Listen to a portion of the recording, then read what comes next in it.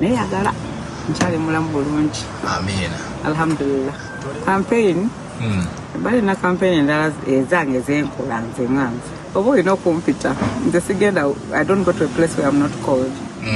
So if you don't call me, that means you don't need me there. Bebe, yeah, he has called before, but I think the times when you called again were like this. Ntiali wano ndieri bwe batyo. For Kenzo, I believe there was a change in the way they perform. For example, you go to a specific place, I believe if you're not from there, you don't sing. Twamaize ekivulu twali tusubira reunion okubeera nga tugenda kufuna more new music okutambula ffenna okuyimba ffenna, but sometime tulaba buli omu ali yekka. Mupapaki. Obudde bulwawo. Mupapaki. What's the problem? Is it that there's not time? Is it that ntimugenda kufa? Is it that mugenda kuzi? What's the problem? People are urging. Mukakane.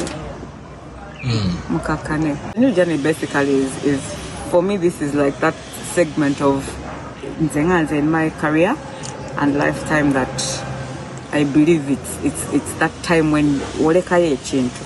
Nzenganze, that's what I believe. Because I'm as going into the things that you can't keep up with the current Nzenganze, which I cannot handle. Since I can't handle, but it's just not the way I was brought up, should I say. So I'm just doing something because the one thing that I wanted to do before I ever stopped singing is to have a concert of my own. So I'm working towards that, and while being end up full of me, there's something that I'm releasing. Probably it should be out in the next 24 hours. It's called Togenda.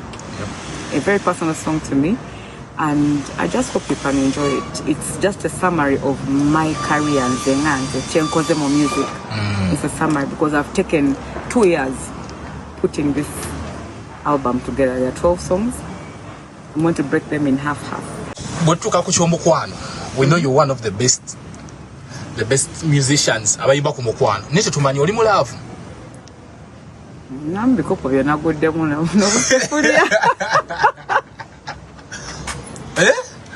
Namuze naguddemu awo mbi. Ebyaddala. So tutegeke essaawa n'emikolo gijja. Nedava ku mikolo. Bwata wintalo yali alooza nekikwatayo. Okay, I don't know. Nzenganze, I don't know. Just mbagamba bugambe nti nabye naguddemu awo. Oli mulavu. I don't know if it's love. It's possible it's love. It's possible. Omwami mutumireko. Nedda sibula abakulaba kubanga. Anti kati obyononye kati I'm blushing. Love ya amaanyi jja. Nedda. You can't even.